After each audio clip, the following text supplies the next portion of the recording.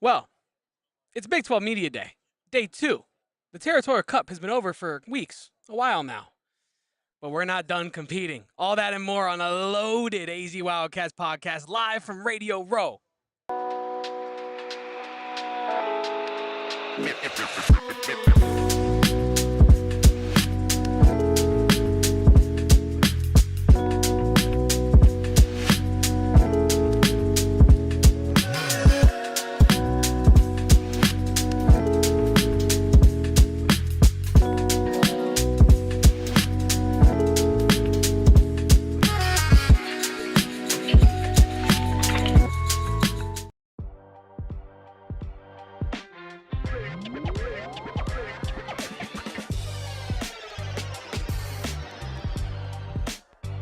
We are live from Big 12 Media Day, day 2 in Frisco, Texas. I am Damon Fairall. He is Kevin Thomas.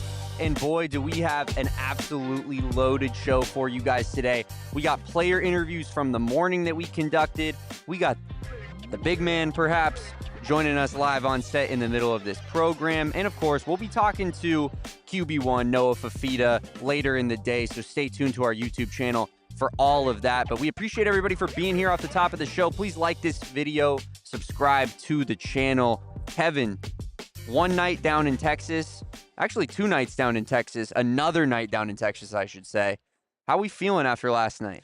Better than you guys, that's a fact. I woke up this morning It's feeling good. You know what's just crazy? clear. It seems like he was talking to like them, not me.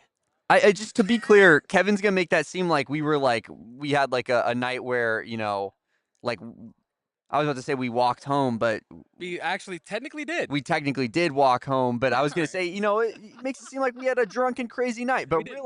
really, We didn't. it was because of the barbecue that we ate last night Yes. that has caused Oh my the days. after effects today and into the afternoon. Yeah, I mean, it's unbelievable. We went to Hutchins last night, and you want to talk about the stars being Frisco. out. The stars being out, Damon? We walk in, and who else is there but Justin Spears? Been talking about it all week, how much he needs his barbecue. And the It's a first thing he certified did spot. once he got out of there was go to Hutchins. We ran into him, ran into the DMVR guys Yep. as well. It was a great time. But the food, the atmosphere, where do we start? I think we start with the atmosphere. Todri likened it to a Disneyland line. Mhm. You just Right when we got there. You're just in a line and you're moving. It's moving pretty well, but you're just moving and you're like, wow, there's some sights, there's some sounds. Next thing you know, there's just meat everywhere. Just plentiful Just a meat. counter of meat. Plentiful meat counter. Unbelievable. People waiting to ask, what do you want? It looks a lot pricier than it is because they're pricing it by the pound on the sign. So you're thinking like, I'm in for a... St. Louis ribs? Oh, the representation. The representation was unbelievable. You don't see stuff like that. You know what I mean? You don't see stuff like that out west. So yeah, it was awesome. The Texas Twinkie. Mm-hmm. The Texas Twinkie is a delicacy that It you is. need to understand. It is a jalapeno wrapped in bacon, slathered in barbecue sauce, and stuffed with cream cheese and brisket. And he's looking Ladies into the and camera. gentlemen, there is nothing else that you need to experience in Frisco, Texas, besides the goddamn Texas Twinkie. Yeah. And I rest my case. Yeah. It's a fact. We all had a Texas Twinkie last night. Shout out my boys Sean and Parker, who took us out to a nice barbecue restaurant. And yeah, as you said, we show up. Our guy Justin Spears already got his food, already a couple steps ahead of us. But that's Efficient. how you know that it's a certified banger of a barbecue spot, because this man Justin Spears has been talking about this barbecue for a month. I mean, it's pretty much been priority number 1 out here in Texas. And yeah, Frisco did it right at Hutchins, free ad Frisco. But yeah, absolutely electric. Then we make our way over to Like a pool fine hall of sorts. night establishment. Yeah. They happen to have a pool game, as Kevin references in the cold open. We take it to the PHNX Sun Devils guys, 2-0 sweep. Yeah, we did. Add it to the list of Arizona versus Arizona State triumphs this year for the Wildcats. You know, put another point on the Territorial Cup tally. Okay, now in actuality, what happened is I think we won the first game fair and Wait, can square. we start with the first game? You openly admitted to that on the ASU show. So Eric. yeah, first game, I wasn't necessarily trying hard, but I wasn't throwing the game like I did in the second game. Yeah. Second game, Eric was genuinely trying to put more of our balls in than more of his own balls in. He was succeeding. But I Quite want well. to, and here's the thing. Totri called me out, and he's like, I thought you cared about winning. And Uh-oh. I do, but I like making Totri mad more than I like winning. True. It got to, like, he asked me, he's like, can you just lightly tap the ball to set me up? And I just hit it the exact opposite direction. And Damon's like, did you do that on purpose? And I was like, Yeah, I mean, it was Eric truly, did have me in a mind blender last night, like a little bit. I couldn't tell what was real, what was fake. I mean, that's the Eric Ruby special. The guy is constantly plotting and scheming something. And you know what? I think nothing gives him more enjoyment than making people like me get in a mental twister. Yeah. After a couple beers. Sorry. I didn't know we were playing games on our friends. I thought we were just hanging out, being dudes. Yeah, he's a manipulative guy. You know those Sun Devils, they are manipulative people. But I will say this. Sparky. I think, I'd be remiss to not toot my own horn a little bit because I came into this game saying, Damon asked me, do you play pool? And I said, actually, I avoid playing pool like the plague because I'm very bad at it. I just don't think myself a pool player. Yeah. And Damon, I started out pretty bad. Awful. Pretty bad. And then my guy, I got in sent off to the bullpen. I got in his face a little bit, and I said, we can't have this. We need better out of you right now because I know you're better. Mhm. And how did he respond to the I don't even want to call it constructive criticism, to the outwardly angry criticism? He became an entirely different pool player, and that's just what you love to see. You love to see the development. You love to see the ice in the veins. And that's why, the Wildcats are 2-0 on the Sun Devils in the pool challenge. Kevin, it must be nice to have a teammate that steps up for you. I mean, Damon was. Can you guys please inform the folks at home? Totri wants us to let you know that Eric was truly awful. Totri, we are on air, so let's keep it clean. I want to just let everybody know really quick. Like, I wouldn't come on the show unless it was important, and this is important. Eric literally could have just not hit the ball and had a better performance for the team if he did that. Instead, he hit as many balls in for Damon and Kevin as he did for us. An even count of 3-3 before he decided to throw the game at the end that I had to claw and scratch and kick to get us back in. Yeah, you did. You did. You had a good second half in that second game. You really stepped up. And You disgust me, Eric Ruby. there's clearly a lot of animosity over on that beat. Not this beat. Never this I'm beat. feeling the He's not love mad at all. over here. Totri. Real quick, pull behind the curtain. We were literally at the bar last night. Yeah. And these two were bickering like a married couple. And I looked at you and I said, if that was our dynamic, we would not have a show. Well, because you just wouldn't work here. Exactly. It would That- make like, me so uncomfortable to I bicker could- with you all day. I could bicker with somebody for sure back and forth, and I know it's shocking to everybody at home. My guy Kevin is just too kind of a soul for that. He would genuinely be like, I need to find a new place of employment because this makes me uncomfortable. It stresses me out, and it puts me in a bad headspace on a daily basis. It'd be like a very calculated, Yeah. put together, in Yeah, front yeah. of we went to Espo's office and laid out all of our bullet I'm points. clearly nervous. I'm like, well, because this, I feel that. And when Damon says this, Yeah. I feel that. But no, this beat is rocking and rolling. 2-0 in pool. Who cares about the asterisk? When they look back on this media day history, it's just going to be 2 green stripes. in the Listen, pool they don't. category. The history Hell won't yeah, remember guys. the history. Together. History won't remember the Stay over there. Celtics. The Celtics championship ring run from last year. They'll just remember that they won the finals. Yes. They don't remember all the injuries and bad teams they played along the way. I don't know what you're talking about. Also, Max in the chat says we need a PHNX Frisco vlog, LMAO.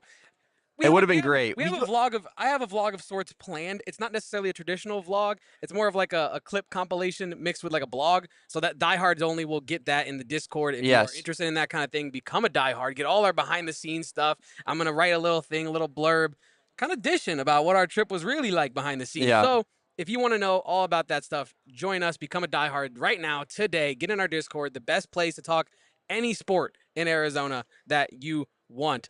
But yeah, a lot of bear downs in the chat. People are ready to talk about the Arizona Wildcats, and we are here at Big 12 Media Day, and we're not just playing pool at some pool hall. What are we doing out here today, Damon? Yeah, we are talking to Arizona players and coaches out here, former coaches and current coaches at Arizona, or Arizona-related players and coaches out here at Big 12 Media Day. But yeah, it's been a great time. As you said, we had some of the guys come out this morning, full jerseys. I think that's a little weird. I wanted to ask one of them about that. Like the full pads, I'd be a little bit You think maybe we don't have to? Like, you think maybe we could just put the jersey over top and get the little bit of the cuffed look going? Because, like, full pads when you're not playing a football game, that kind of stinks. There's a reason. They do all like the Yeah. preseason like video shoots. True. Like videos. True, yeah. I was about They to do the say intro vids. That it literally is media day, and this is the one day where you have to get all your media for the season done. It's not just us literal True. media that are here. They're also creating media Yeah. in that way. So, yes, it's probably really weird and inconvenient. I used to have a job where we would show up to the office in our full suits from like very early in the morning until the afternoon. And then once we went out to do our regular job, we would switch into street clothes. And that was horrendous. That's really weird. It was awful because you can't catch a vibe. I'll tell you later. But you can't catch a vibe because you got to dress up really early in the morning and then you have to switch it. This is kind of an inverse version of that, where the players come out in their work gear, their attire, their pads, and all that, their full get up, and then they have to switch into a dress format. Yeah. We That's posted wild. it to our PHNX_Wildcats account on Twitter /X, whatever you want to call it. The boys cleaned up nice. We got some suits in the photo. So We got some Christian Dior shoes on. If your name is Treydan Stukes. Didn't peep that. You didn't peep that? I mean, I was so caught up in the fact that he was the one sheep in the herd of sheep wearing a different color coat. You know what I mean? Yeah. He was the only one. I think Genesis is wearing a black suit. I think Tre Smith is also wearing a black suit. Welcome on into PHNX Red Carpet live from Big 12 Media And I Day in guess Treydan Frisco. Stukes just said, "Yo, I'm wearing a peanut butter colored get up," and I'm like, I'm with Fire. it. He looks good. It all looks good, but he is standing out quite a bit amongst his You contemporaries. guys are just TMZ. The Wilbur, Willetta news yesterday. Yeah. And also, we might have an update on that. Yeah. By the way, that'll be on social. yeah. Yeah, we got a social Went to update on we that. went to the source. Yeah, Eric did go to the source. He did get us, an answer is a way to put it, but Big he got us some information. Big J journalism, people are calling it over here at PHNX Sports. Subscribe to the channel if you haven't done so already. But Kevin, probably it's time to start talking about a little bit of Yeah. Arizona Wildcats Yeah. stuff. Appreciate everybody for hanging out with us and learning about our escapades here in Texas. Our Twinkies. It's just everything's bigger in Texas, bro. Exactly. Including media day. including my stomach apparently, because I didn't know I had that in me. I didn't know I had that in my bag. But getting into what we're hearing out here at Big 12 Media Day, I don't know if you felt this way, Kevin. We obviously did our show early yesterday, so we kind of felt the vibe of day one after we got through our show yesterday and then into today. I have since started to feel that like Arizona is almost not being talked about at all. And conversely, we could talk about this later. We don't have to get into this off the top, but it feels like ASU is like the belle of the ball. 100%. Yeah. And it's a little different, a little bit of a switched up, flipped vibe from last year. Not that U of A was quite what ASU has become this year, because I think that there were still a lot of question marks around Arizona last year. But man, does it feel like no one is really talking about the Wildcats out here? I mean, look, they won less than a handful of games last year. Yeah, less than a handful of games last year. And when that happens nationally, you're not going to have the casual fan or even the national media pundit really pay attention to your team, because it's an assumed outcome. Yeah. It's an assumed outcome of there's not much intrigue here. They're going to lose again, and maybe they make a bowl. Yeah. Right. And so it's a lot of assumptions going on around this time. And you can flip it on the other side, right? Last year, ASU was in our similar spot to us, right? Coming in, no expectations, low expectations from the national media. And then they were able to overcome that and, pretty much erase the preseason poll as a whole. To me, this is the expected outcome from a media day after a poor season like last. But I also think it gives these players and coaches an opportunity to really feel that. Yeah. To feel like, damn, nobody cares. You know what I mean? Like, and they know it's not true, right?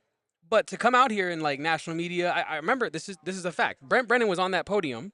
They were asking him probably, I think, 3 questions. And then when they queued up for the next question, I don't know if somebody was being too tentative to ask the question, but it went quiet. Because who comes up next? Deion Sanders. And they're waiting to get to Deion. For sure. And so you're right. Arizona right now is in the backseat of this minivan at Big 12 Media Day. But that does not mean that by the end of the year they can't be making the most noise. And I think this is a moment that maybe not the players, but certainly the fans and you and I will remember throughout the year of being like, hey, remember when no one cared to talk about Arizona at Big 12 Media Day? Remember when us and Justin Spears would be the only two, U of A media out here doing the thing, covering the team, asking the questions, talking to the players? Yeah. I mean, The expectations aren't there. You hear Eric Ruby and Anthony Totri talk about it all the time. Like that was the vibe out here around regarding ASU last year. And what they had to do was go and change that narrative and really make themselves undeniable in that 2024 season. Does Arizona have that in their capabilities? Probably not, right? Like, we're not going to sit here and be like, they're going to win the Big 12 championship. But I do think that from being out here and talking to players and coaches and talking to experts as well, like, it feels like this team could surprise some people just from the standpoint of, like, they're not going to be actively bad, I don't think, like they were last year. I think that they're going to be a serviceable team that you have to, like, put together a solid game plan to defeat. Their coaching staff isn't giving anything away easy. They brought in a lot of big-time additions to the coaching staff with Joe Salvea, who, has been an associate head coach at Miami and Oregon in his 2 previous stops before coming to Arizona, and didn't get fired, by the way. I do want to say, like, I feel like, obviously, if Mario Cristobal in Miami were like, we cannot lose this guy, they're probably putting $3 million on the table, and he's still at Miami. But it doesn't take away from the fact of what a massive, massive move that is for Brent Brennan to get a guy who's so highly regarded, who pretty much could be the D-line coach anywhere in the country that he wanted to want to sign up for that and tie himself to Brent Brennan. And why? It's because you hear Joe Salvea talk about it. You hear the players talk about it when we get into it here in a second, Kevin. But Brent Brennan is a special dude. He's a nice guy. He's a great guy. And he's easy to be around, I feel like. And that's someone that can hopefully galvanize this roster, and from a chemistry standpoint, like, just get everybody on the same page, because it felt like last year that was the exact opposite of what happened. Was everybody was on a different page. I want to bring up 2 things. One, Curious Skeeb here in the comment section says kind of what we're alluding to, of like, we're here at the Big 12 Media Day, and Skeeb here says we got to change the narrative at Arizona. We got to expect to win. This mentality has to change at Arizona. We expect to win, expect to play for the Big 12 championship. That's the standard. Now, I don't know if necessarily I'm ready to talk about the Big 12 championship being the standard at Arizona yet, but my point is, I agree with Curious Skeeb that the narrative has to change. We cannot be a woe is me fan base. We cannot be a woe is me coaching staff. They cannot be a woe is me locker room if they expect to get themselves out of the pit that they dug in last year. Yeah. Right? I think that this has to be a situation where you think of yourself as, there's a saying about, like, if you think you're a loser, you're going to be a loser. If you think you're a winner, you're going to eventually one day be a winner. And you could feel that last year at the end of the season, they all felt like losers because 1000%. they knew the expectations. You saw it on T-Mac's face walking off of the football field on every game, like, man, I really came back. Not that he ever wanted it any other way. You see how locked in this guy is with Arizona, but you could see it in his face of, like, dude, I'm supposed to be in the NFL next year. Like, this was my last season. It was supposed to be magical, and it's just ended in disaster. And I feel like this year is just, at least from the standpoint of, like, we're not patting ourselves on the back anymore of, like, man, we got Noah and T-Mac and Manu and the bare minimum Tack Davis complete. to stay. It's like, no, there was football to be played, and you still had a lot of questions you had to answer, and it felt like it was just a very, like, good job, guys, we did it.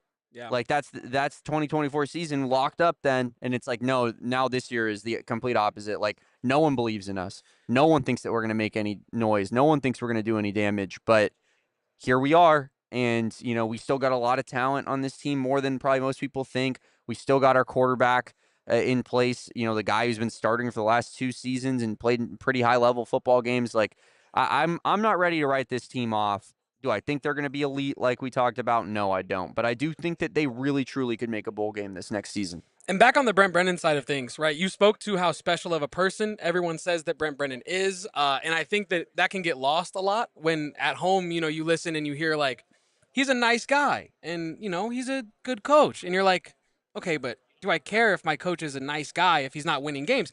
But I don't think that it really sets in until you talk to the players or you listen to the players speak like you're going to do today. We asked Tre Smith, and you'll hear this, but we asked Tre Smith about what makes Brent Brennan special. And he did say that he's just a special dude. And the look on his face, you can tell that it's just not him saying he's extraordinarily nice. He holds the door open for me. He's saying that, like, this is a man that I respect and revere for the person that he is, not the accomplishments that the person has achieved, but the person that he is. And I think, to bring it to a funny analogy, I think sometimes you're walking down the street and you see a very pretty lady with a guy that maybe doesn't look like he belongs with that pretty lady. And you think, how do these two end up together? Well, it's because they make each other feel good. They make each other happy. They're Yeah. fulfilled being together. They're moving towards goals together. And I think that is kind of like we ask players all the time, like, what made you stick with Brent Brennan?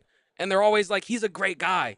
You know what I mean? And I think, like, at first, like I said, you can get that reflex of like, okay, yeah, but what else? And I think ultimately, though, it really is what makes Brent Brennan special, is that he has that player to coach connection that you literally can't buy with money. Yeah. It's a crazy thing. And that's kind of my biggest takeaway so far from Arizona-related Big 12 media.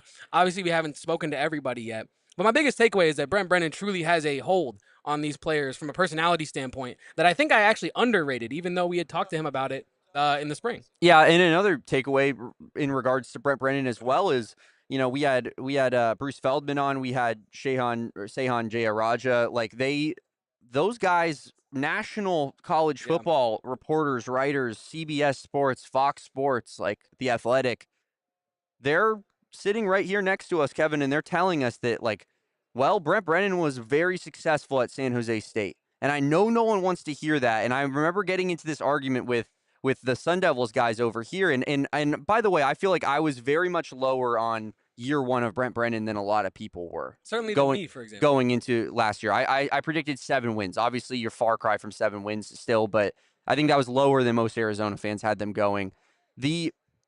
I just feel that, like, when you have guys like that talk about what an incredible job he did at San Jose State, it's because they know the resources that he was given at San Jose State. They know the exact situation he was put in. This is a coach that had to buy his players breakfast. This is a coach that had to lobby for the school to give consistent breakfast to his players every morning. And he won 2 Mountain West titles out of it. And it's like that doesn't, you know, you look at the records and you say to yourself, oh, he won 7 games this year. Yeah, he had 2 losses to Oregon State and USC, who are both ranked teams at the time that they played him. Like, those are, you can't expect to win those games if you're San Jose State. It's just, am I going to, like, again, I'm not trying to be up here and carry water for this program, but I do think that holds weight when you have guys that are outside of our landscape and they're sitting here next to us telling us, like, you know, he's a great dude and everybody loves him and he built San Jose State and he deserves the opportunity to try to build something at Arizona now that he's been given the job. And this is kind of something along the lines of what Shahan said, of like, how does Brent Brennan win with the fans? If he had come in and the players weren't saying all these great things about him and he wasn't winning and maybe he didn't have success, let's say at San Jose State like he did. Mm-hmm. Okay. Now you can rightfully be like, what does he bring to the table? I don't see it. There's nothing here to redeem this coach for me. But he is an incredible person that everyone has nothing but glowing things to say about.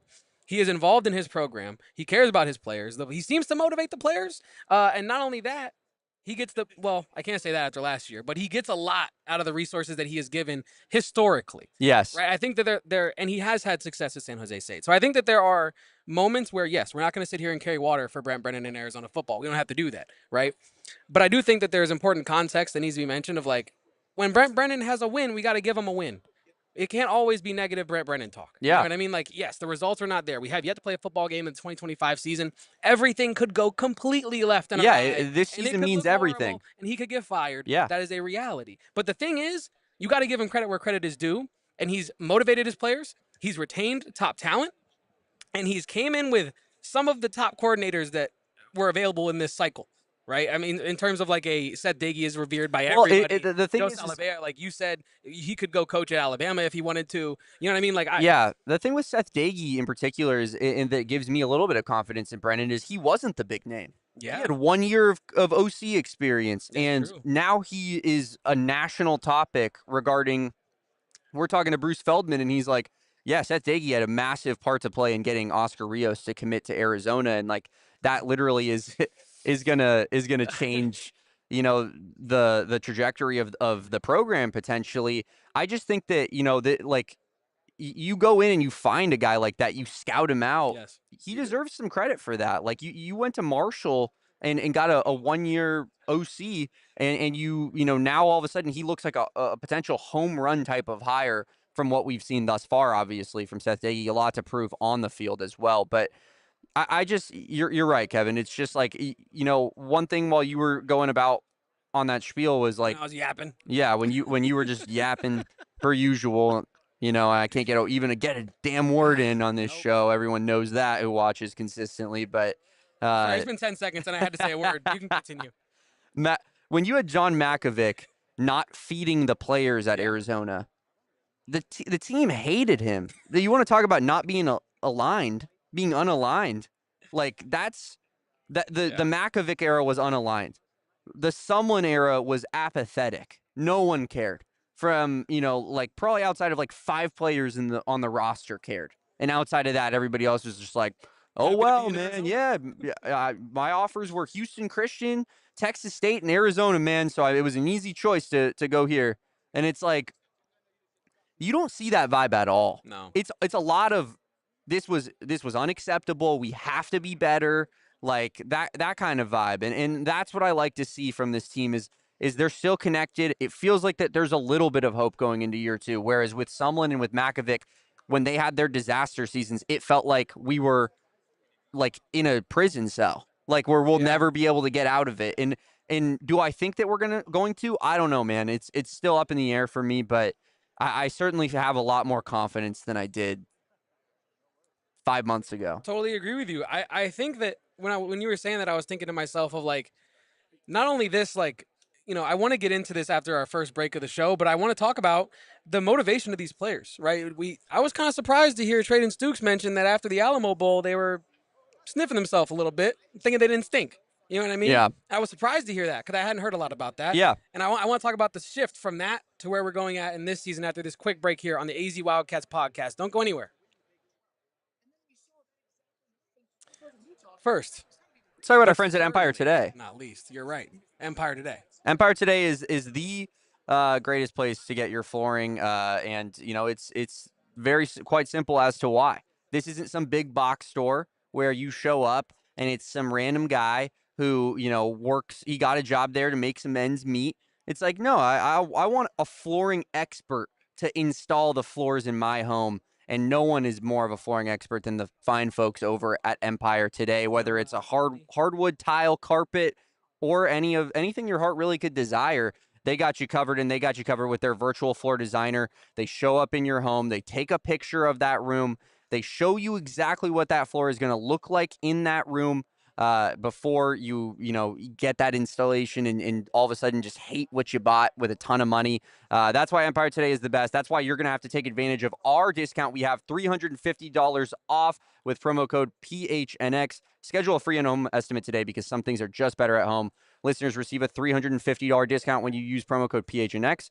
That's right, guys. $350 off when using promo code PHNX. Restrictions apply. Visit EmpireToday/PHNX for full details. You said some things are just better off at home. And we're a long way from home right now. Certain liberties we can enjoy in this great state of Arizona, but you cannot enjoy here in the great state of Texas. And that's why I want to throw it back to Arizona with our friends over at Pure Edibles, a founded in Arizona company. Nothing like the great state of Arizona, man. Freedom. We discovered it on this trip. It is the freedom state, and Pure Edibles is a part of that freedom because you can get any of their products in 130 dispensaries statewide. They got 130 more in the state of Arizona that sell Pure Edibles than they do one in the entire state here. It's crazy to me, but Pure Gummies is not covered in sugar like all their competitors. None of that nonsense that makes it taste like chemicals and none of that. You have full-fledged candy company offering you gummies, Kicks, which is pretty much like their version of a Starburst, and then soft chews as well. They offer gummies for sleep support as well as candies with uplifting effects derived with unique cannabinoids like THC that we all love. So go find yourself some Pure Edible products today from over one of their 130 dispensaries across all of Arizona, and I cannot wait to get back to that state and partake in some Pure Edibles. Absolutely, Kevin. Golly. Nothing like it. Nothing like, Arizona and the freedoms that we are afforded living in such a great state, man. The freedom state. I love that. It's the freedom state. That's got to be another state. It's also probably another podcast. You know what I mean? So I think we should get back to what I was saying about Treydan Stukes' comment before we get canceled here at Big 12 Media Day. Eric? New Hampshire. New Hampshire is the freedom state. That's BS. Since That's there were 13 colonies? The term freedom state most commonly refers to New Hampshire, which is known for its live free or die motto and its high ranking in freedom indices. That actually makes sense. Yeah. But I'm sure in New Hampshire you can live free because there's nothing there and you have nothing else to do but It's die. also a nickname for Maryland. So you probably do live free and die in New Hampshire. Anyway, and now it's a nickname for Arizona, Eric Ruby. It's that simple. We're taking it over. That's what we do on this Like podcast. Texas to Tucson, we're taking it over. Treydan Stukes, he mentioned like to the idea that after the Alamo Bowl, Arizona kind of got full of itself. Yeah. And they thought like, hey, we're a bowl team. We're going to roll in. We're going to roll through this next season and win another bowl game. Forget all the change. Forget all the adversity that we're facing right now. We don't even care. Not that they don't care about the games, but they don't care about the adversity that they're facing. Yeah. Maybe they should have cared about some of the adversity that they were facing, because then they have an awful season. And we talked to him about like how that shifts. I'm curious about, do you think that being in a place where you come off of success and maybe you're not as locked in as you would be on a regular season, do you think that this is a more focused Arizona Wildcats team coming into 2025? And do you think that that is one of the main differences that will reap success in the upcoming season? Yeah, absolutely. I mean, I think that keeping that in the forefront of your mind, being self-aware. I always talk about the self-awareness aspect of things, just generally in life, to be honest. But and it irks me when people are very not self-aware of who they are, or the things that they don't necessarily like do properly. And I feel like that's been my favorite thing out of this entire offseason, is that they are so clearly in lockstep over exactly what went wrong last year, exactly what needs to change this next year. And that's got to inspire a little bit of confidence in you. It does. It inspires a whole lot of confidence in me. Like you have been alluding to all summer, this team is speaking from the same script. And Yeah. it's not because they've been given a script. It's because they all believe the same thing and they've been told the same thing and Yeah. they've been sold the same dream and they all bought in on the same Well, dream. Coach Brennan told him, and he said this on our show, like, if you don't want to be here, Get we'll out. see you, man. Peace. And Kenny Dillingham said something similar. Year one at ASU, granted they had a way more injuries and way less expectations, but similar vibe of just like, you're with us or you're against us, and no harm, no foul if you don't want to be here, but we'll see you. Yeah, and I think, like, honestly, I know you brought up the two examples of Brennan and Dillingham, but I think, like, any coach that, I know we're early into the Brennan era, and I know there's a lot of time left, potentially, Yeah. for this to maybe make me look stupid, but I think, like, that is just what coaches that know how to build a locker room culture do. Like, I know there's a lot of conversation and criticism about the way Deion Sanders, for example, like, builds his locker room and the type of culture that he has in his locker room, right? Yeah. But I think one thing you cannot deny is that the players at Colorado want to be at Colorado. Oh, yeah. Like, you know what I mean? And I think, like, what is the first iconic thing that he did when he got to Colorado? Louis luggage. Brought the Louis luggage for all the bums to get up out of there. You know what I mean? That was the message, right? And I think that, like, when you have a coach come in and say, if you're doubting if you want to be here, it's like the relationship thing. If you're doubting if you want to be in that relationship, get the hell out of it. Yeah. Because there's one that you're going to want to be fully heartedly into. And I think that, like, Brent Brennan having that self-awareness of, like, yeah, that was an awful season. Yes, I expect some players to leave, but also, I said this on yesterday's show, I was surprised when he said, hey, you guys are going to enjoy every second of this, and I'm not surprised if we keep our guys. I have not enjoyed every second of it. I think that might have been some hyperbole. That's hyperbole, He yeah. was right. He was right that they did have something up their sleeve in terms of player retention. Mhm. And I think that's a truly impressive cultural thing for that locker room. Well, yeah, we talked about it. They're He talked all on about the it same with Fifita today, right? When it came to, the fake reports of him entering the portal last offseason. He's like, listen, guys, I never was concerned about that because I know Noah personally, and we talked about the situation. Yeah, like we were pretty, like had it pretty set in stone that he was going to be coming back to Arizona in 2025, and his family is just too locked into this program when all things considered. But another guy who had one foot out the door, but then decided, this is my home. This is a place that I have established a leadership role in, and this is a place where I don't see myself anywhere else, is Treydan Stukes. Yeah. And we talked to Treydan Stukes here on set earlier today at Big 12 Media Day. Here's what Treydan had to say. Out here at Big 12 Media Day, and we got the captain, Treydan Stukes, of course, starting defensive back for the Arizona Wildcats. Treydan, how are we doing, and how does it feel to be out here in Texas? It feels good. I'm living the dream, so happy to be here. Thank you guys for having me. Yeah, absolutely. Yeah, and then we were talking about this, and I feel like we should lead off here. Damon and I were talking about it pre-show. We got to ask you. You're one of the elder statesmen of the team, so to speak. What is it like being Unk? Okay, I was about to say that was a nice way of putting it, that I'm Unk of the team. But then you dropped the name on me. I had to. It's good. I remember being young and looking up at the seniors like, ooh, yeah, I don't want to be 23, and here I am. So. It comes with its ups and downs. The young guys are always calling me Unk and stuff, but they're also asking me what they need to do on plays. So, On that, go ahead. good. Yeah. Yeah, no, go ahead. In that same vein, Coach Viney was quoted as talking about how, we wish we could keep you here at Arizona forever, and your leadership ever since your ACL injury has truly skyrocketed. Can you talk about your growth in the leadership side of the game as it relates to your time away from being able to actually play the game? Yeah, I mean, it just getting football taken away from me like that was like a real wake up call. Like, kind of have to flip your mindset, which is what I tried to do.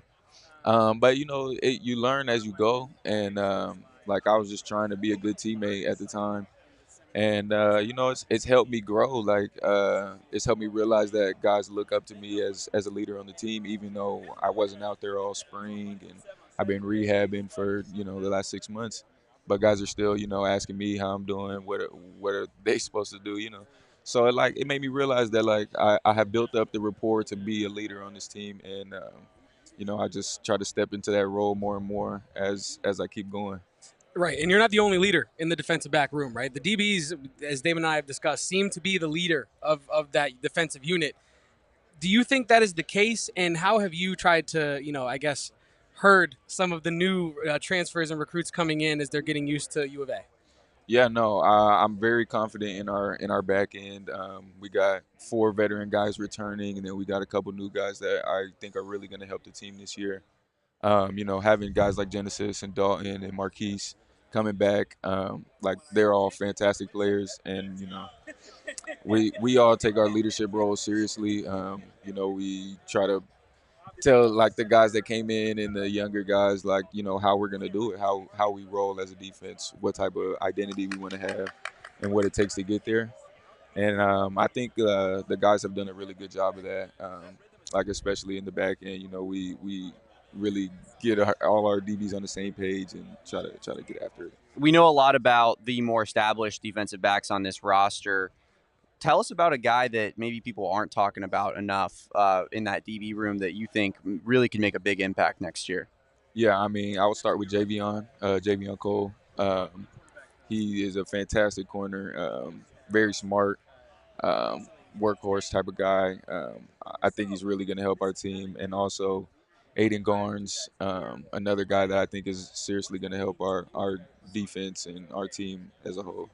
Yeah, two guys with pretty high level college football experience. Yep. and played at a high level. You expect those guys to definitely contribute in a big way, but you have been through a lot at Arizona from start to finish. Like from Kevin Sumlin to that COVID season to going into Jed Fish, and then now sticking around for Brent Brennan. After entering the portal as well, like it feels like kind of a roller coaster of a college football career when you put it that way. Yeah, no, it's been long. It's been fun.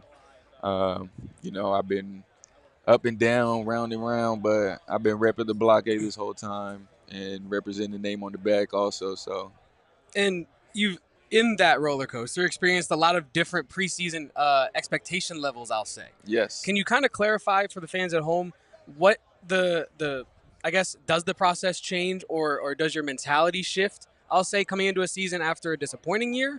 Or is it the same just as you came off of the Alamo Bowl? Obviously expectations from the outside are different. But, you try to stay level-headed through it all. I think we got, a taste of our own medicine this past season.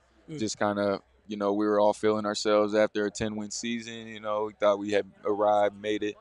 And, that's just kind of what sports and football does to you. If you get complacent, it'll wake you up. It'll slap you in the face. So I think that was like the main thing that we were focused on this year is, just never get complacent, never get comfortable. Just keep striving to improve in every way you can. And, we'll see how it goes this fall. You're an Arizona kid, West Valley. What does it mean to represent the state of Arizona and play for the University of Arizona? Oh, I love it. I love Arizona. I think, Arizona's going to be where I settle down after it's all said and done. So it always feels good to be back home playing, having my whole family be able to come to my games. I like going up to Tempe Normal, and, that's a lot closer to my city. So I see people that I haven't seen in a long time. It's always fun, yeah. Real quick before we get you out of here, EA college football game released. Happy with the rating? What do we think? I can't complain too much because my rating did go up. Okay. But, we're still striving to get a little better.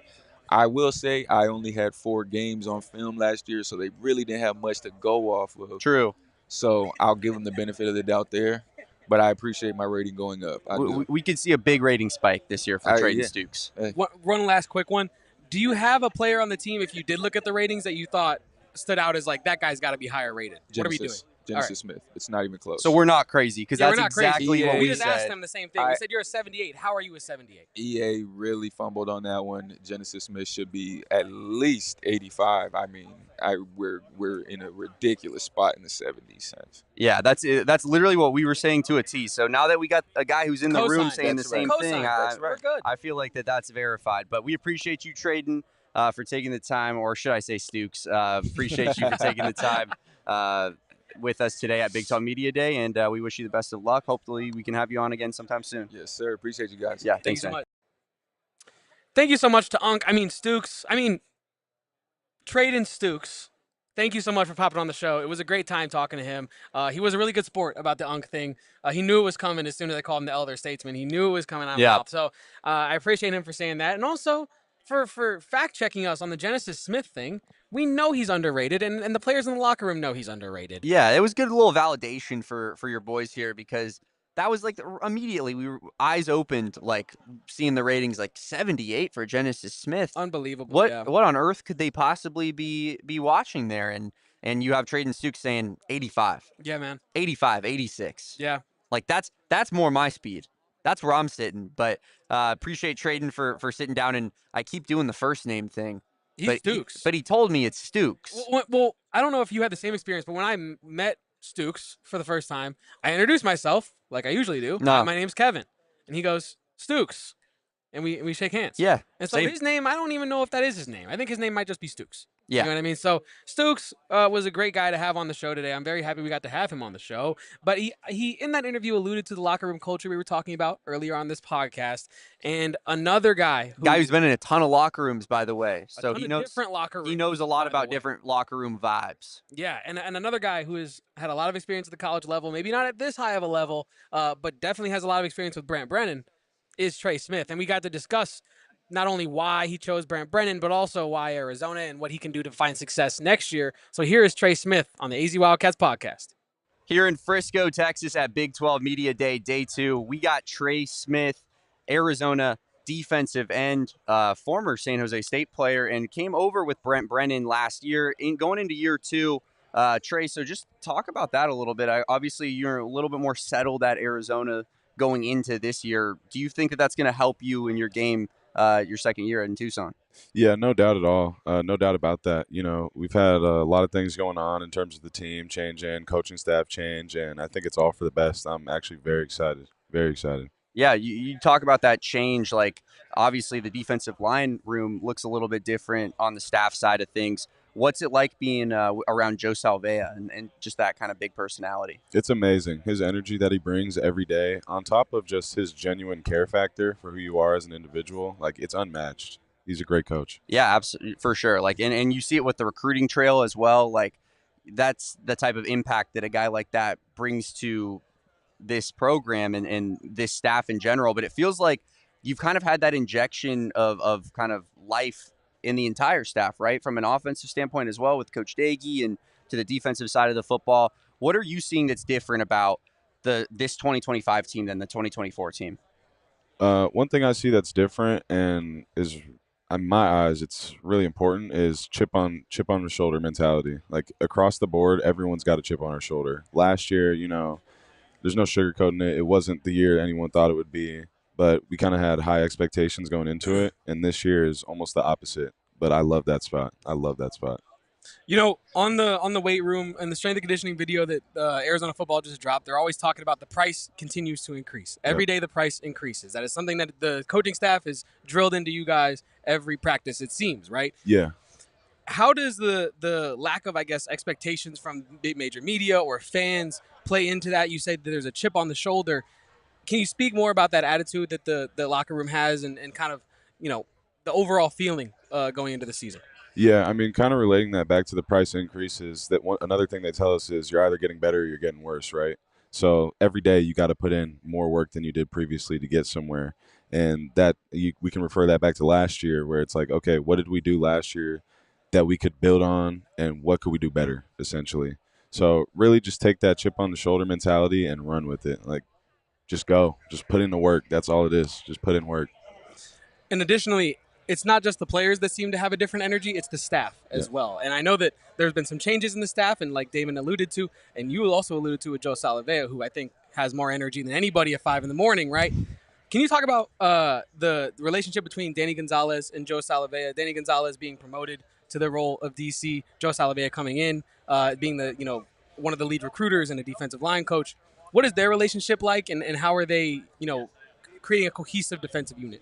They're amazing, man. They work together well. Obviously, the communication piece is huge there, but I always see them, like, obviously talking about what they got to talk about in and out, and then just on the field, it's great. Like, having both their energies to bounce off of and, just fuel the fire, it's amazing. We're obviously out here at Big 12 Media Day, and you made the jump to this conference from, a smaller conference in the Mountain West, although a very good conference. What kind of was that jump like for you as a player? Did you feel that, like, on the field? Did you feel it a little bit quicker, or was it more similar than you thought going in? It was. I mean, at the end of the day, football is football. But across the board, I noticed it's more well-rounded across the board, is how I would put it personally. And then we'll get you out of here with this one. I wanted to ask you, because a lot of people going into year 2 of Brent Brennan are, this is a make or break for him. That's the expectations kind of coming in. But I feel like a lot of people don't understand why a player like you, for example, would tie yourself to a Brent Brennan and really commit. What do people not know about Brent Brennan, the coach, that gives everyone in the locker room such confidence in him? He's a great human being, man. It's kind of crazy because he really does get slandered. Yeah. And I know, it's a different perspective they're viewing it from. But he is a great human being. He just teaches you how to win in life. Like, he teaches you how to win with school. He prepares us for life beyond football, whether you go to the league or not. And then, obviously, the football piece, he's going to train us to win.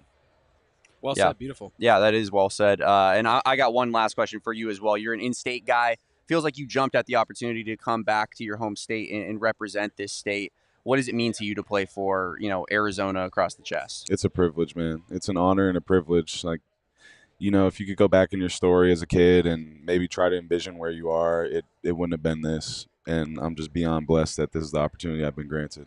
Absolutely. He is Tre Smith, Arizona defensive end. We appreciate you for taking your time today, and we hope to have you on again sometime soon, hopefully. Thank you, guys. It's been I got us. You never know who you might see. Surprise! We got the head ball coach. Brent Brennan is here on set on the AZ Wildcats podcast. Coach, how are we doing? You just got off the podium doing your car wash. How you doing? So it's going great. It's been a great day here. It's been awesome to talk about the good things that are happening with Arizona football and our program and our administration and how we're moving forward. So it's been an awesome day. It's been a busy day, but it's been an awesome one. Let's start right there, because Damon and I led this podcast off by talking about the lack of discussion about this program here at Media Day. And I think the opportunity for you to talk about all the positive things going on at the University of Arizona is really important, right? So from the coach's perspective in your case, but also just the involved in the program perspective, do you guys feel that way about this Media Day? Do you feel like we're not getting the attention we deserve? Or how do you feel about the expectations of the national media going into Media Day? I feel like that, that's a reflection of us having a bad season a year ago. I think that's pretty common. I also think that there's part of it where we're getting kind of baptized into a new conference, where the media that's normally used to working with the U of A, some of that's not here or not here. You know what I mean? So to me, that doesn't bother me. Like, I don't worry about things I can't control. I'm focused on our football team and the work we're doing this summer, getting ready for training camp in a couple weeks. And that's what we're doing. That's what we're doing. So all that stuff here, I don't control that stuff. You know what I mean? But what we're doing with our football team, I have a big hand in that. And we're kicking ass this summer, and we're getting after it. On that topic, you have had an incredible summer of recruiting. Now, I know everyone at home would love me to ask about specific recruits, but we cannot do that. You cannot speak about them for good reason. That's right. But you can speak to the general mission of the recruiting this summer. How have you managed to be so successful in the recruiting trail in the offseason after such a disappointing season? Because you seem to have something up your sleeve in your exit interview when you said, I'm not worried about player retention, when all the other fans at home seem to be very worried about it. Yeah, because we know what we're doing. You know what I mean? And the cool thing about it is I understand everyone's frustration. And like I've told you guys before, like, you think you're more pissed off about last season than me? I mean, come on. Like, stop with that nonsense. That's crazy. You know what I mean? So for me, like, what we're doing is we're just investing in the process with our team. I think because of that, I think we have a real authentic, genuine family environment. I think lots of programs say that. I think it's BS at most programs. At Arizona, it is real, and it is reflected in the retention of our players and the players we've been able to acquire and are continuing to acquire through the recruiting process of both the portal and high school players. And so that we feel great about that. I love the staff. I love where we're at, and I love the work our team's putting in. Yeah, absolutely, Coach. You mentioned, the making the switch to a new conference kind of also being somewhat of a factor. What did you learn in year one in the Big 12 going into year two that's going to be changed at Arizona?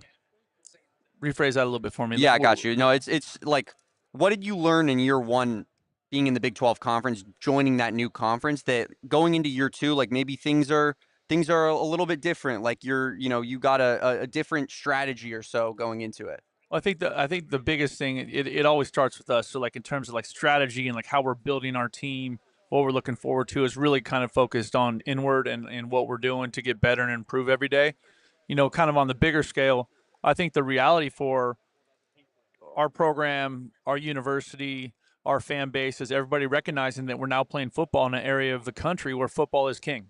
Football matters more than anything as we go from Arizona and we go east through the Big 12 conference. And so that part of it is something that we all need to understand in terms of our commitment, stepping up our level of commitment, our involvement, our engagement as a community, as an institution. And I think people are doing that. And so, I know that every day of the week we are focused on how do we build the best program at the University of Arizona we can possibly build. Yeah. And that's all we're focused on. Yeah. Similarly, I mean, you dealt with, he already mentioned the expectations last year's team, right? And all the big names. And then you go into this year and it's not a ton of people talking about Arizona out here in Frisco. How do you deal with that double-sided coin of expectations? Like, do you prefer to be in this underdog type of mentality rather than have the expectations, or I guess what are your kind of thoughts on that? I think honestly, there's a part of Arizona football program that's always going to be the underdog right now. We have not sustained winning at a high level for decades over decades. That's the challenge. That's the fight we're fighting, and I love it. Let's go. Our players are down for it, and so am I. And so as I look at it, I'm like, that's okay. We are going to build something that everybody at Arizona is going to love watching and be proud of when we walk out on that field. And we've got to do it in a new conference under new parameters on an NIL and rev share and all this stuff, and that's fine. There's been more change in college football in the last 18 months than there was in the previous 100 years of college football. So, like, we're navigating all this stuff aggressively, and I'm fortunate because we have great alignment from our president, Garamella, with our athletic director, Desiree Reed-Francois. Like, we understand what we're doing and how we're going to get there, and the process is going to be fun. Yeah. Yeah. And I think, you spoke earlier, and this is something that we've been talking about a lot on this podcast, and I didn't discuss this with Damon pre-show, but you mentioned it, and I want to talk about it. The family aspect. Right. Not being BS at Arizona. Coach, I know you're not outside of the program, but I can tell you it feels real from outside the program in a way that's different from other programs. Can you kind of tell people at home, like, obviously it's just you being genuine, inviting people that you want to work with you, but it's probably hard to build a staff and a locker room that feels like a family. How do you do that at Arizona? I think, it starts with treating everybody with respect, right? Treating your players, treating the training room, the players and coaches treating each other with respect, everybody in the support staff treating each other with respect. I think it starts there, but we are all ourselves. I just don't think we're not trying to BS each other. We're not trying to be something that we're not. We are a blue collar town, and we're a program that has historically been built on toughness, right, and development. And I think that part of it is what we're diving into as we continue to move forward with this football team. The family atmosphere and that part of it, that is real because we do respect each other, we do love each other, and that part of it, I think that connection gives us a chance to play better football. Right now, that has to play out over time. I understand all that stuff. I get that, but I do think that the teams that are the most committed or the most connected are the most committed. And so as we continue to build this roster, we got to continue to find ways to get us connected on a personal level, so that when we line up on Saturday, it's harder to give up or to to quit the fight because you're so committed to the person next to you. We're blessed earlier with the presence of Tre Smith in that exact seat, talking to him, and we asked him the question. Kevin asked him the question, like, what about your coach makes him special? Like, what about Coach Brennan makes him special? And he paused for a second, and then he looked in the camera and he said, he's just a really, really phenomenal human being that I believe in and that I know this team believes in. What does it mean to hear a player speak about you like that? I think it's awesome. I think if you do it the right way, the relationship between the players and the coaches is really healthy and really positive. And so, like, that's awesome. I love Trey. I love all the guys on our team. Sometimes they're not easy to love, but I still love them. I still love them anyway. You know what I mean? So, no, I think that's cool. And I'm excited about that. And I think Tre Smith is one of those guys that's going to need to be a big-time playmaker, but also be a big-time leader and a big-time driver of the work we got to do to get where we want to go.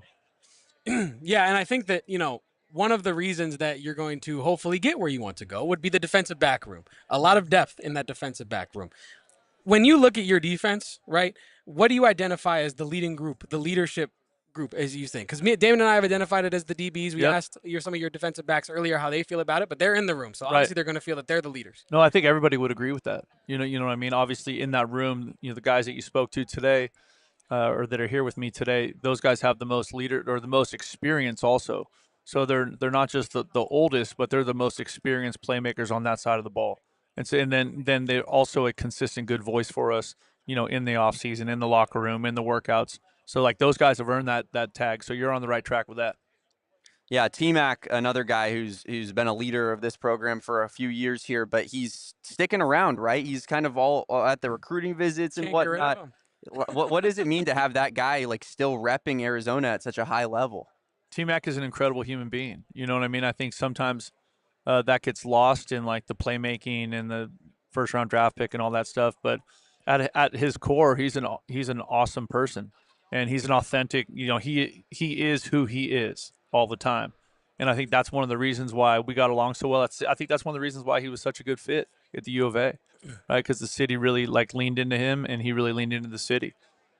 Yeah, and Noah Fifita, like you mentioned, all the guys aren't easy to love, but that's a guy who is easy to love, right? And one thing that we've taken note of, and I know your offensive coordinator has as well throughout this offseason, is lots of quarterback lists in the Big 12 with Noah Fifita kind of towards the bottom. Right. How does that make you feel? I know Seth Dagey is fired up about it. Yeah, I think I said it a couple minutes ago on the big stage.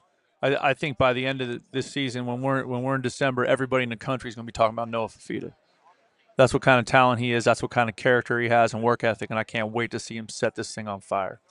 I asked you a similar question at the spring showcase when we spoke, but I want to reiterate it here today because of what I heard you say on that big stage, where you were asked a question about Noah Fifita having a down year last year, and you jumped right out and said, like, that's not his fault. Yeah. It was my fault. It was Brent Brennan's fault.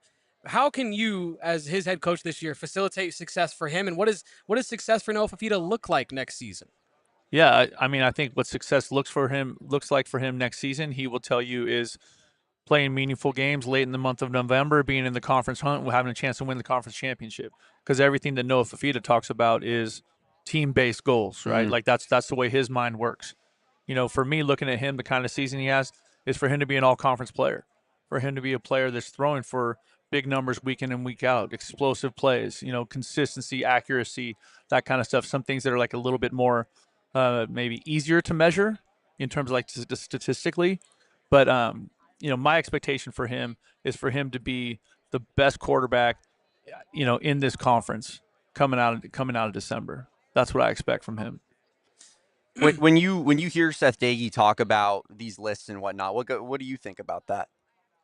I think I don't like for me, I don't worry about the stuff I don't control. You know what I mean? I think that part of it, if I did that as a head coach, my head would be spinning all the time. You know what I mean? So for me, like, and same thing but now I think for Noah, can that be motivating? Absolutely. For our team, can that be motivating? Absolutely. And it should be. Right. And so like that part of it, there's a time and a place for that to serve as motivation, for that to serve as something that they look at and play with a little extra chip on their shoulder. And I like that, but like, I don't, like, for me, I'm not going to worry about like some person saying something negative about me on social media or in the paper. Like, I don't control that. Like, the easiest way to control that is to play better. And I've been doing this long enough to where, like, even when you win, people talk crazy. So it doesn't matter. Yeah, I'm a big getting Twitter arguments guy. So you know that it's like if I'm not getting in the fights for Noah Fifita because of the thing you just said, like we need to play better football next season. And if we do and they still disrespect him, I'll be at the front lines making that happen. But Coach, real quick, I did want to just get a nice funny question in for you. Okay. Did you see this? You're now in the game, EA College Football 26. They got your face on there. How do we feel about the way we're looking in the game? You think that's accurate? What's the thought process? It's funny. Somebody sent me that the other day, and they were kind of like busting my chops about it. So I don't know. Like I would say my hair looks a little bit darker in that, so maybe that's an upgrade. Okay. I'm not sure the rest look of like it you've is. been doing some like powerlifting or something. Yeah. I do look a little more jacked in that thing than my normal. Oh, We'll take it. Yeah. We'll take it. Yeah, that's all right. But Yeah. Well, we appreciate you, appreciate Coach Brent Brennan. Second time on with the program, and hopefully not the last time. So we will see you later, and thanks for spending time with us out here in Frisco. all good, man. Appreciate you guys. Yeah. Bear down. Bear down. Bear down. And I believe we have another special guest. I don't know why I thought that we were. I don't know, but I believe Done. that we're actually making a trade. Oh, we're just going. We're going And the straight pick is swap in. right here. The pick is in. The AZ Wildcats Podcast has selected as their next guest Noah Fifita, QB1 of the Arizona Wildcats. My guy. Program. What's How are we going doing on, today? How are we man? doing today? Second time on with us, Noah Fifita. How are we feeling? How's Texas treating you? We're doing great. I appreciate it. Before we start off, I think Kevin wanted to ask you a quick question. What we got? Yeah. We shared an Uber last night. We shared an Uber. Yeah, I don't think you knew it. You pulled up to the hotel, name redacted for safety reasons. You pulled up in an Uber with about, I don't know how many heads in that Uber. You exited the Uber. That Uber then picked us up within 30 seconds of you exiting. We saw you. We saw a bunch of, I think, OK State dudes or potentially other players that weren't on Arizona leaving the Uber. And we were like, oh, that's not an Arizona Uber. You come out the Uber. I believe Dalton Johnson comes out the Uber. And I believe Genesis Smith came out the Uber. And I was like, no. That's our Uber, actually. That's when we got back to the hotel? Yeah, and then we left that area. We were leaving here yesterday, and you were getting here yesterday, and we switched Ubers. And I tweeted, I was like, I was just in the same Uber as Noah Fifita. Yes, sir. We'll how update you tomorrow. How many people you guys took with the Uber? 4? How many people y'all take? Man, we had 6 of us. We was squished. I heard it was like My a guess clown was car in 7. there. Football players just kept popping out of that car. I was actually thinking that when we got out, I was like, if somebody filmed us getting out of this car, they would be shocked. I felt that way. Like it was a large player after a large player after a large player after another large human and another large human. It Yes, was sir. crazy. Tons of muscles popping out that Yes, Uber. sir. But that is not why you are here today to talk about Ubers. You're on this podcast to talk about the Arizona Wildcats football program. And I think we should start here with the elephant in the room, right? You are probably one of, at this point, pound for pound, one of the most underrated quarterbacks in this conference, right? After last season, an underwhelming year, both individually but also as a team. What is success? We just asked Brent Brennan this. What does success look like for you next season, and how can you facilitate that? Success next season is a Big 12 championship. Nothing less than that. That's the expectation that we have as a program, and whether people believe in that or not, the facility truly believes in that. We believe in Coach Brennan. We believe in our coordinators, and best believe we're doing everything we can to make that a reality.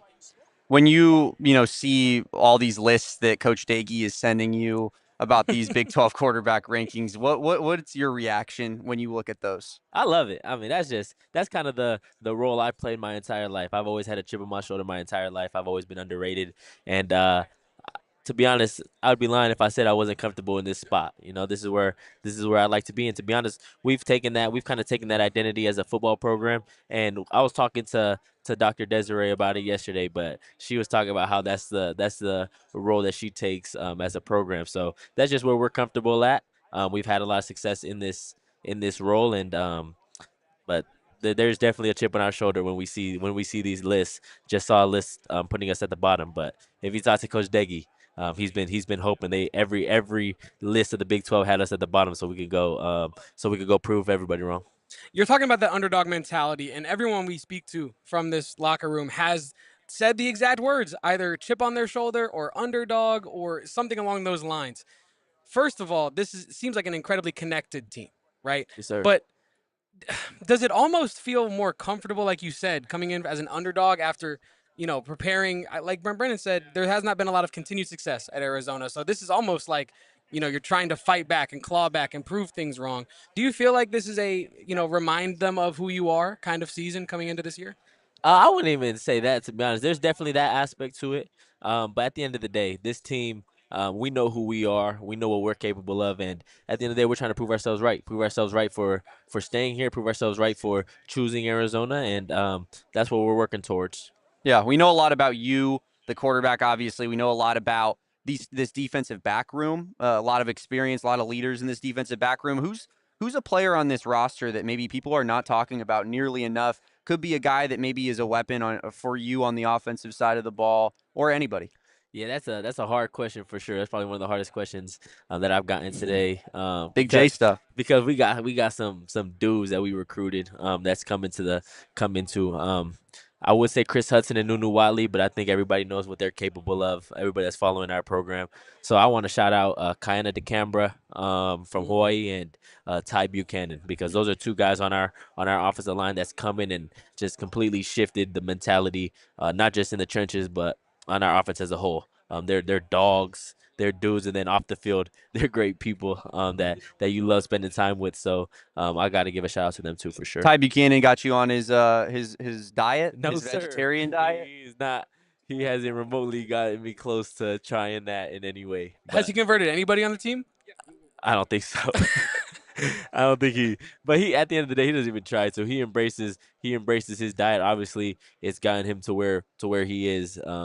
But he's got to be on the list for the best vegetarian football player ever. Yeah, I mean, Polynesian food is too good to give up. Like, For sure. And there's not really a vegetarian option that they're giving us with that all that often. Yeah, I couldn't give you a Polynesian vegetarian. Yeah, I don't think that's a thing. I mean, me and Kevin will attest to this. I am like Hawaiian barbecue is like if you gave me a meal, like I'm not even picking like a nice steak. Like I want a styrofoam plate that I just spent $15 on. On that chair, he would leave this podcast. Yeah, right now. well, That's maybe not for Noah. Well, you get the point. You get the point with the food, though. That's He might awesome. bring it back to the table to talk to you, but he's going to get that food off that table. You know what I mean? Yes, sir. So, I want to talk about your guy T-Mac here for a second. He's obviously still around the program.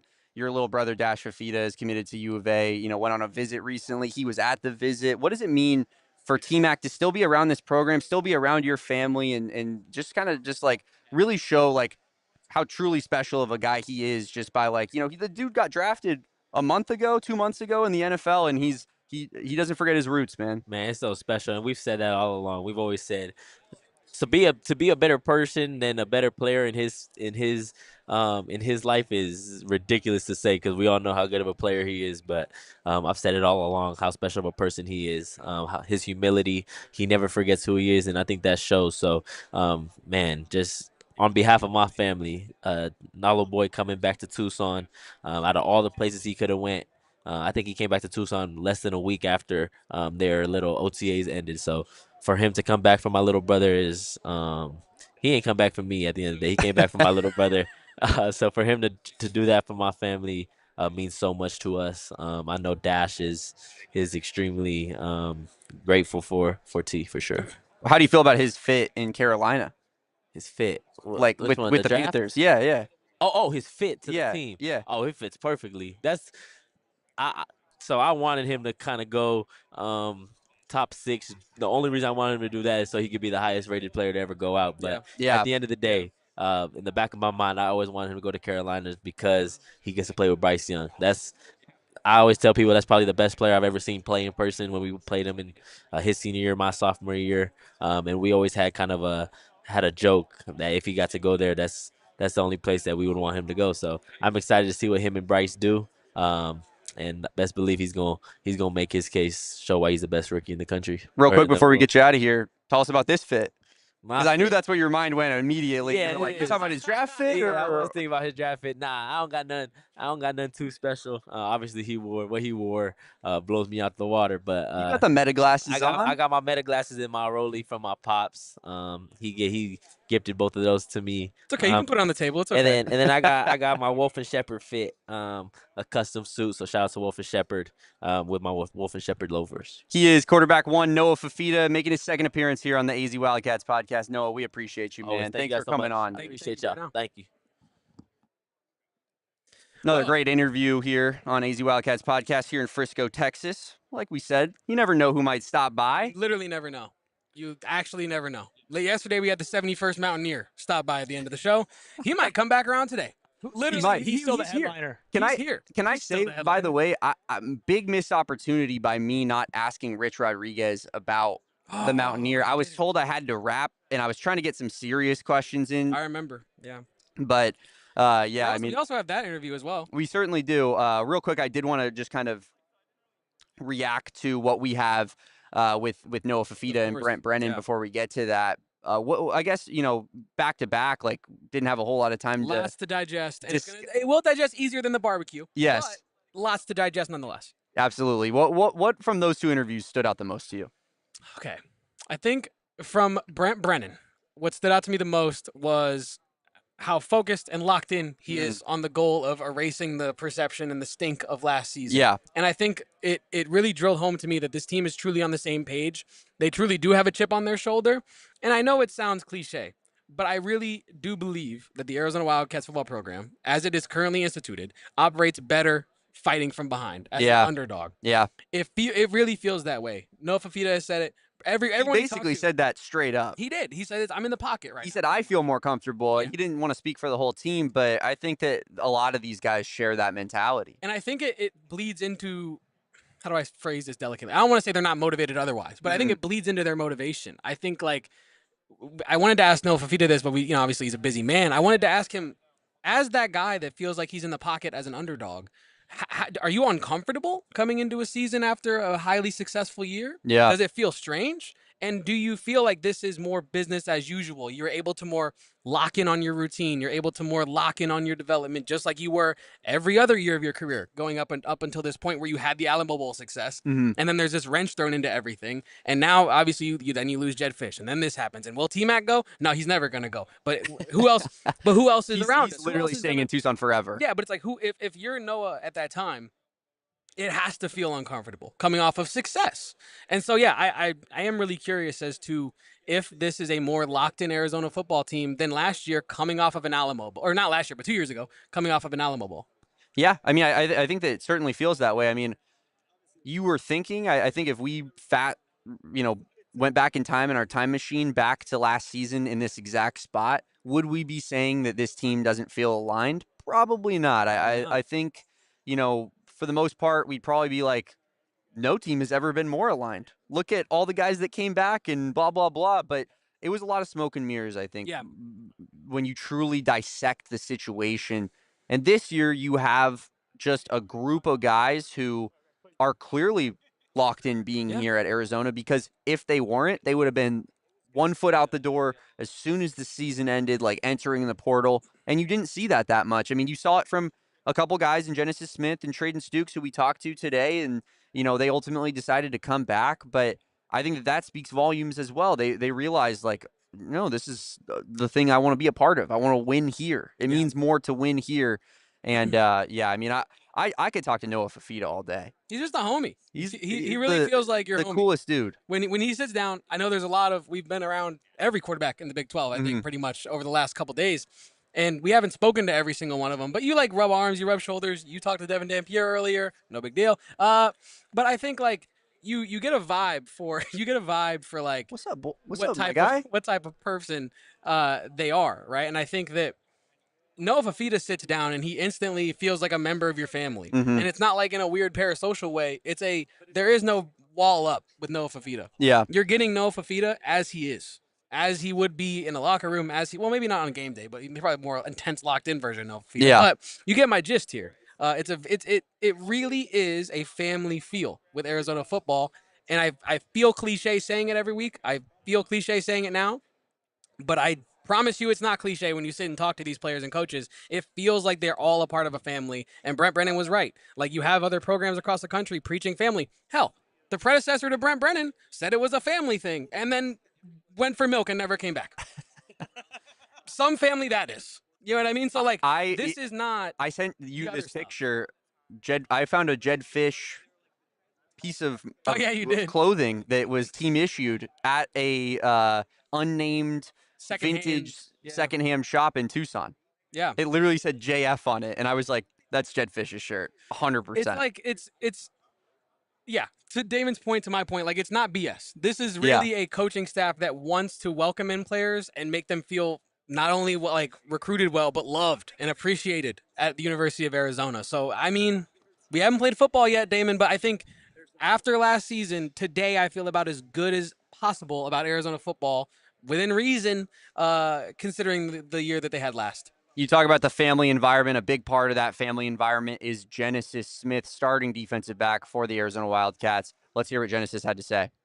Out here at Big 12 Media Day, day 2, I got my guy Kevin Thomas, and of course, we got the king interview guest of this program, Genesis Smith, right next door. He's tied, but he wants to break that tie very soon. Absolutely, correct? yeah. Yes, We're getting competitive on this show. Of course, we had Reggie Geary on for our mystery guest, getting him 3 guest appearances. Genesis, you got 3 now. Yeah. How does that make you feel?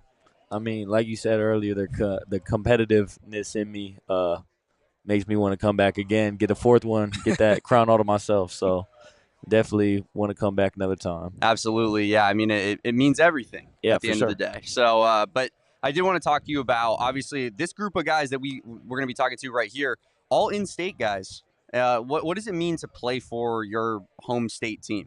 It means the world. Just growing up watching Arizona football, ASU and Arizona, watching the rivalry, growing up, just how big it was, and then coming now, being able to be in it, it means the world. It's crazy just being in it and seeing how actual real the rivalry is. So it feels unreal, really, it does. And you've spoken to watching the rivalry from it being a kid, right? Mm-hmm. The current state of the rivalry, I want your opinion on that, obviously, but your impressions on the program when you were a child, like who was getting the better of it in your eye when you were growing up? I'm not going to no, I can't really say that. I don't know. I feel like it's back and forth, but all time it's U of A, so hopefully we could take the cup back next year. Yeah, that's the plan. Yeah, absolutely. I mean, it certainly is a heated rivalry, especially, I'm from the state as well and have grown up, ASU, U of A my whole life. I guess just what was kind of your impressions of just the rivalry as a kid? Oh, it was super intense for sure. Every game I went to, well, I'm a Phoenix kid, so a lot of times it would be at ASU. But it was always packed, always live. It was crazy, though. I love watching it, and I'm glad I'm able to play in it now. So last year when we were here at Big 12 Media Day, Arizona was kind of big talk, right? Like there was a lot of hype around last year's team. ASU was the opposite. And now it feels like that's really flipped going into this year. Yeah. Do you guys see that and kind of take that and want to run with it? Like, hey, we can be disrespected. That doesn't mean anything in this conference. Yeah, for sure. It doesn't matter to us. However people view us, we know what the work we're putting in and the results we want. So we're just going to continue to work towards that each and every day. Speaking of disrespect, very popular video game has come out, College Football 26. Now, I'm probably going to be playing it. They're probably going to be playing it. He's probably going to be playing it. Will you be playing it? Because they gave you a 78. Oh, yeah, I seen that, man. I'm not too fond of that, but I actually was playing that a little bit last year. I kind of got off video games for a while. But here and there, like when my brothers come into town, I'll play with them. We all get in the game. But I'm not like, okay, that's in the game, but shoot, in real life, they're going to see you, feel me? So it's like, I ain't a 78 in real life. That's how I'm feeling. Do we have an end goal for an overall in the game by the end of the year? Nah, not no end goal, but above 78 for sure. If you were rating yourself, what would you give yourself? I personally, they gave me a 97 card last year, so like the Ultimate Team card, so I was like, okay, that's pretty accurate. So maybe somewhere around there, you feel me? I mean, that honestly, like when the ratings came out, you were the one guy, me and Kevin were like, that is egregious, man. Yeah. Like that's crazy. They just don't know who Genesis Smith It's is. all good, man. But they're going to find out, like For you sure, said. For sure. Yeah, and I mean, the amount of people that do know about Genesis Smith is far too small, right? I mean, like we talked about last year, the accomplishments that you did have and the ability that you did show on the field. Do you feel like your game is being slept on? I want to say disrespected, but I know you're probably going to say no to that. Do you feel like you're slept on, or do you feel like you're going to put more people onto who Genesis Smith is coming into this season? Yeah, for sure. I mean, maybe the mainstream media might not know, but shoot, I feel like Arizona fans know. If you're in that stadium, you know what I do. But just got to continue to keep on doing what I'm doing, keep my head down, keep working, and everyone will know soon enough. Yeah, absolutely. Genesis Smith, he is starting defensive back for Arizona football. The number one guest in program history of the AZ Wildcats podcast. So we appreciate you, Genesis, and we're going to get you back on again to get that crown. Yeah, for sure. Absolutely, Appreciate y'all. man.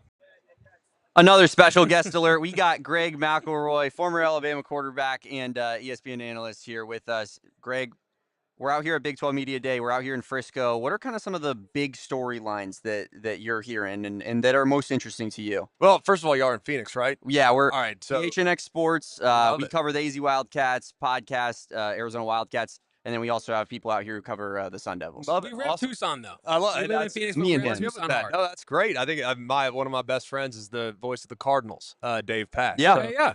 yeah. Hopefully Legend. he's listening. We'll have to bury him here on this during this. You know he's segment, at least for listening. a little bit. Oh, no question. Well, as far as like everything going, man, I mean, this has been awesome. I mean, it's been like a machine. I don't know if it's been like that for y'all, but I mean, we have sat over the last 2 days at the set for around 9 hours, and we have talked to every single coach, talked to probably 8 to 10 of the quarterbacks, and I've just been so impressed. I mean, the league is strong, and I told Brett Yormark this too, man. Like, I think he deserves such tremendous credit, and really his predecessor too in Bob Bowlesby, because in 2021, I'm sitting here looking at the Big 12, I'm like, eesh, man.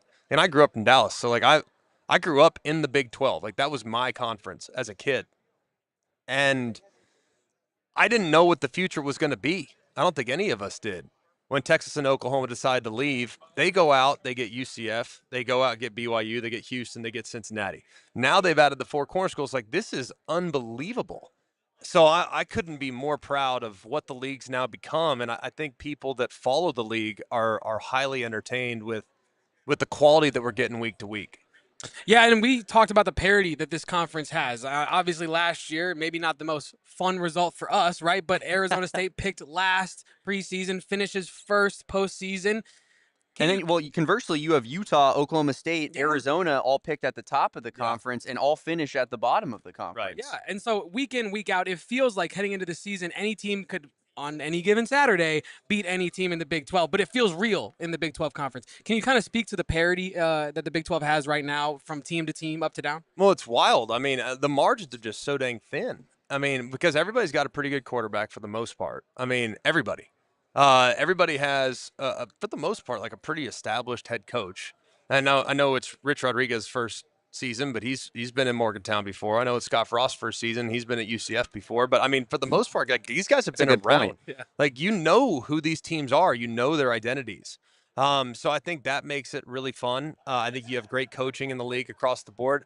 I also think parity can oftentimes be developed because of where you have to play. And this is the only league in college football that you could play one game at 112-degree heat on September 6th in Tucson or Tempe, and then the next week you're playing the game at altitude and it's snowing sideways in Salt Lake. I mean, and the week after that you're going to Orlando and you are having to play in 95 degrees with 100% humidity and it feels like 108 on the field. I mean, it's like, that's challenging. I mean, that's really, really challenging. So not many leagues are you potentially playing in a triple-digit degree day at one point of the season and in snow and altitude at another. And I think that makes it really unique and fun. Now, you guys lived it in the Pac-12. Of course, you had some of that variety as well. But it's just different in the Big 12 to me because of how thin the margins are between all the teams. Yeah, you know, you mentioned the quarterbacks. Like, I think people have given this conference the moniker of like the quarterback conference. Yeah. Do you see that being the case in 2025? They got a great argument for it. I mean, whether or not it materializes is a big question because it hinges a lot on health. You know, I look at a guy like Baron Morton at Texas Tech. He's just been banged up. I look at a guy like Connor Wignett at Houston. He's just been banged up. I look at, let's go to, I mean, there's Jalen Daniels at Kansas. He's been banged up, but when That's a he's tough healthy, one. you know what That's I mean? a brutal one. The Jaden Daniels, Oh, Jalen I've done it. Daniels I did it thing earlier. is- I Season told is him so relevant I in told the him NFL. I told him I'm calling him JD. Like I'm it's not because I don't respect it. He goes, dude, it happens all the time. Don't even worry about it. I was like, I know. I feel bad though. I'm not intentionally doing that. I just got to talk a little slower, I think. But I think the quarterback health in this league is fantastic. I also think that it is really, really important for whoever ends up winning the league. Their quarterback's going to have to play at a high level. The quarterback is the ultimate neutralizer. Mhm. If there's a talent gap and your quarterback is superior than the quarterback on the other side, like the quarterback that plays the best in this league is probably going to win the league, which is why I think so many people love Arizona State this year because they love what Sam Levitt can do. So I think it's a fascinating league from a quarterback standpoint. I think it's super deep. I think you got a lot of variety and skill set too. I mean, you got some guys that are runners, some guys that are throwers, some guys that can do both, some guys that are power runners. Like Sorsby at Cincinnati, he's a power runner. He's 240 pounds. And then you got guys like Noah Fifita that aren't tall, don't really run, but they'll carve you up like a surgeon. You know what I mean? I mean, just dice you alive. So it's fun league to watch just because there's so many different skill sets too within the quarterback group. Let's talk about Noah Fifita. We just had him on this set that you're sitting on right now, and we were talking to his offensive coordinator in the spring about what he sees in Noah Fifita. And he said if Noah Fifita was a couple inches taller, he'd be the #1 quarterback in the country, pound for pound on paper.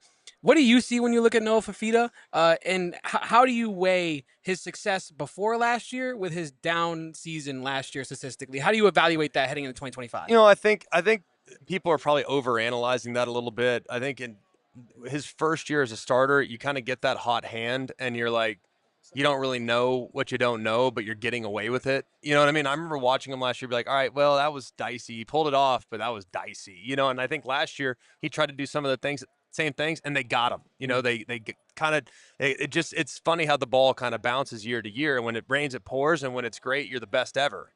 I think this year it's going to be more about methodically just continuing to play each play as if it has a life of its own. If you make a mistake early, you don't have to do too much later in the game to try to overcompensate for that mistake. Because I did feel at times there were moments when it felt like he was pressing.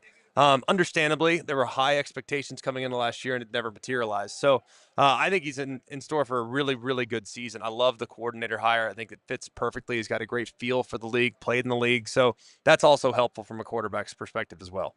You read my mind. I was going to ask you, how do you feel about Seth Dagey? Because when we met Coach Dagey, there's literally not a person on this planet more that has fired me up than Seth Dagey. He is so intense, but it's not a scary intense. It's a focused intensity. How do you think that the offensive coordinator change at Arizona can help Noah Fifita, and not just Noah Fifita, but the offense as a whole? You know, I think the big thing is so much of it last year. It felt like there were times when they never really tried to establish the run. I think they wanted to keep Tet was their best player. You got to keep him involved. He needs 15 targets a game. Like, let's feed it to him. Like, whatever you got to do, get it in his direction, what have you. And oftentimes when you have really strong muscles, for example, if I have huge biceps and all I do are curls, my arms are going to get huge and the rest of my body will shrink. I feel like a little bit last year that was often the case. It's like we got to feed Tet because he's a really big bicep and I want to do curls. Now I think the body's kind of balanced across the board now and look at kind of the roster top to bottom. And I think Seth has a good feel for air raid principles, which are always going to be tried and true in college football and always going to be tried and true in the Big 12. But there's also aspects of the run and shoot. There's also aspects of, hey, we want to run it. I mean, we want to run the football. And if Mike Leach would kick people out of the air raid crew if they ran it too much. Well, that's now evolved. Like, you know what I mean? Like, it's okay to be an air raid guy that runs it, and I think Seth Dagey kind of fits that mold. Yeah, 1,000%. I know you're a busy man, so we will get you out on this one. I want to ask for a prediction, but I do want to ask you, Arizona not being talked about much at this Big 12 Media Day, not a lot of expectations from national media. You are a part of the national media. What are your, I'll say, not predictions, but expectations for Arizona football heading into 2025? I'd be shocked if they're not way better. I mean, what does that look like? Oftentimes, we in the media, and I think people that cover the sport, we define success by wins and losses. That's not always true, not when you're in year 2 as a coach. Because I look at what Brent Brennan, I think Brennan's a really good coach, by the way. Like, that guy got it going at San Jose State. Like, nobody gets it going at San Jose State. Like, that's an impossible job for so many, and he got it going. So I am still super bullish on the hire. I think he's a good fit. I just think last year was a unique challenge because when he got the job, their players could go anywhere, but he could only draw from Alabama, Michigan, and Washington. Those are the only guys he could draw. So he's trying to like retain his roster and like trying to get everybody and kind of rally the troops. And it's hard when they're listening to overtures from other places and they can be recruited to any school in the country. So, and you can't backfill except for those 3 programs. And that to me, I think is an impossible ask. So I think Kalen DeBoer dealt with that some last year. Sharon Moore dealt with that some last year. And Washington dealt with that some last year because if you look at those 3 programs, they all underachieved relative to what the expectations were going into the season. So I wouldn't be concerned long term. I think they'll be fine. I think they'll be a lot better. I'd be surprised if they didn't get to at least a bowl game. I think 8 wins is within reason, but I think 8 wins is within reason for like 13 or 14 schools in this league. I really believe that. So it'll be fun to watch. We'll see what happens. Yeah, it's absolutely going to be an unbelievable conference to watch from top to bottom. Greg McElroy, we appreciate you, man, taking the time to sit with us. You're a busy man. We'll let you get to it. Thank y'all. Nice meeting you. Good to meet you guys. Back to your set for another Absolutely. 9 I hours. appreciate it. Great insight there from another national perspective, Kevin. We talked about obviously, you know, with Jay Araja and with as well as with Feldman that you know the concept of San Jose State and that job being such a difficult job to be successful at, and I think that that earns Brent Brennan a lot of respect in a lot of people's eyes. I think that like when you listen to. It's weird because it feels like the team in general, maybe the national perspective is lower on Arizona than we are. Yeah. But from a Brent Brennan standpoint, it might be flipped. Yeah. I think, like, look. It's a weird place to be. When we're back in Phoenix tomorrow, yeah, we're going to be, we have a live show tomorrow. So tap in. Our regular time, we do have a live show tomorrow. You guys are just knocking out 2 right now. It might be good for the rest of the week by the end of this one, boys. Talk to Espo and get back to me. I think that when we talk tomorrow, we have a lot to break down. We have more national interviews to talk about. But before we get out of here, I think the most important thing to take away is that while, yes, Arizona is not being discussed a lot at Big 12 Media Day. Yes, the expectations nationally seemingly are in the basement for Arizona next year. But Brent Brennan, behind the scenes, is incredibly well respected. Mm-hmm. There's a lot of faith in him as Arizona's head coach. And it doesn't feel like obviously, there's some probably out there, but it doesn't feel like there's any doubt in Brent Brennan's ability to pull this program out of the pit that he dug it into last year. I think that we talked about it before. There's a lot of context going into why last season was the result that it was. Not necessarily excuses, but important context. Mm-hmm. And I think that the team has wore that very well this offseason. They've wore it as, like I said, context, not excuses, and they seem connected. Brennan alluded to it. A connected team is a dangerous team. And hopefully Arizona can also be a competitive team next year in the Big 12. Torey Lovullo times Tommy Lloyd times Brent Brennan.